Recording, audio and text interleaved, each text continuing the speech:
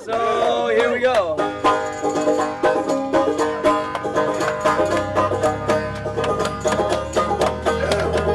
They have foreclosed on our houses through illegal practices. They're giving taxpayer money to executives as corporate bonuses. They perpetuated inequality in the workplace based on age, color of skin, gender, and orientation. They profit off animal cruelty, actively hiding practices. They refuse negotiation to better working conditions. While the leaders of tomorrow are held hostage by their loans, all the debt students get, they all own. They outsource labor as leverage to cut worker health care and pay. Trick courts to treating people in corporations the same way. While the legal teams are paid millions of dollars to help roast health insurance for the ones who need it most. They have sold our privacy as a commodity to those who oppress. These are military and police force for freedom of the press. We are meeting up here. Basically, this is the Occupy Springfield group. We invited people from all across the state to come out because we're actually giving a notice of eviction to the Capitol, mostly because the people that are in there aren't doing their jobs right, and they're not taking care of the whole, and they're not giving us a chance to have our own voices with direct democracy. So, if they don't care about us and the votes that we've done, we're just saying, hey, this is it's very symbolic, obviously, but it should be taken very literally too, because that we're out here for real. We're not just a bunch of hippies. If you see, there's a huge cross section of people, all ages and all colors, and all across the country right now, people are standing up. And this is just our chance to maybe show the state we care about what they're doing too. They determine economic policy, despite the catastrophic failures their policies have produced and continue to produce. No more! They continue to block generic forms of medicine that could save people's lives or provide relief in order to protect investments that have all returned a substantial profit. No more! They have accepted private contracts to murder prisoners even when presented with serious doubt about their guilt. No more! They continue to create weapons of mass destruction in order to receive government contracts. No more! The 99%, we're the 99%. 1% is the wealthiest, and they're not paying they're not paying their fair share. Well, somewhere, percentage-wise, close to what we're paying. Why would it not be percentages we're paying? Would that be fair? And the breaks that they get enable. It's mostly the code that enables them to lower their taxes. If I'm hoping to send a message all the way to Washington, but you got to start someplace. We live in the state of Illinois, so we thought we ought to start someplace. We've gave to corporations trying to get them to stay here, and they still leave. So what's the point? They're leaving all the time. They've been leaving for the last 4, 5, 10 years, maybe, and that's where all of our jobs went to. I work in a steel mill in Alton, Illinois, and, we're just little. But we're just starting to make a comeback. We don't know if we'll make it or not. But the one that was there before went broke. I read on the website the bill of particulars of the Occupy Springfield, and one of them that caught my eye was about direct democracy. And I thought, this is right up my alley, because I've been working on direct democracy for quite a few years with the open primary and the advisory referendums that we put on the ballot back in 2006, first just in the primary in March in the city of Springfield, and then in the November election, Arundel townships and cities all across the state, almost 30 of them. And people overwhelmingly voted they wanted the open primary 80% or better. I think one township even was 88%, unheard of numbers. Well, I think the secret ballot in the open primary won, and the fact that the legislature is not reflecting what the people tell them they want to do. In fact, the legislature did just the opposite. In response to the advisory referendum as we put on the ballot in 2006, instead of following the will of the wishes of the will of the people, making it the law of the land, they went the other way, and they passed laws to make it more restrictive and more difficult to put advisory referendums on the ballot. We don't get lobby. I was kind of surprised. I thought I'd be lobbied by a lot of different people, and most measures we don't get lobbied on. There's a few high-profile things, but usually it's mostly citizens we hear from. We don't hear that much from corporations and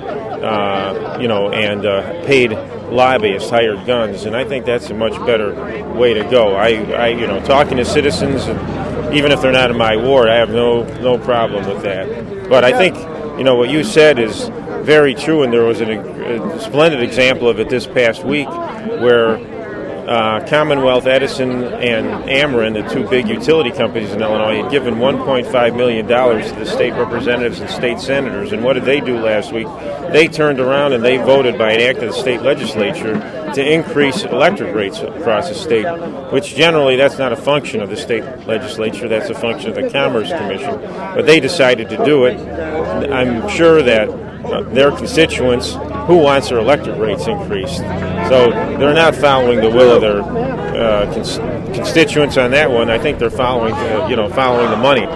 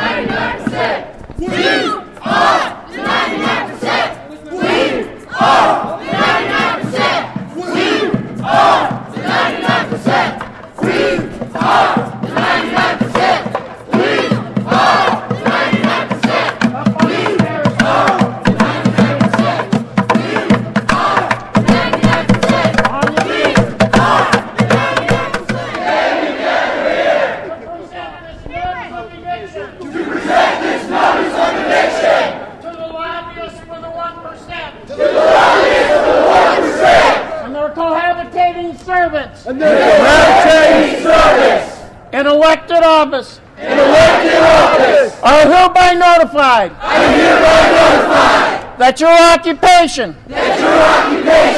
of the Illinois State Capitol building is terminated.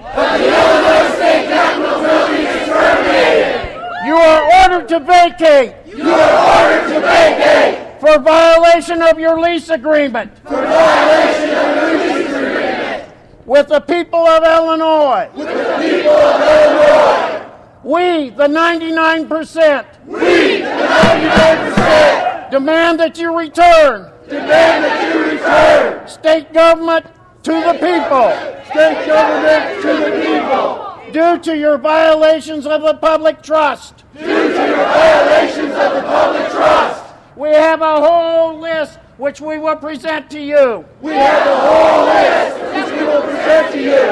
Created barriers to direct democracy, concentrating power in the hands of the few legislative leaders and special interest lobbyists who block most bills, which serve the people from coming to a vote before the full legislature. You've maintained an unfair tax structure that doesn't require the super wealthy 1% to pay their fair share. You've erected barriers to our right to receive an education by allowing the cost of tuition at state universities to skyrocket while also cutting financial opportunities. You've given millions of our tax dollars to fossil fuel interests that poison our air and water.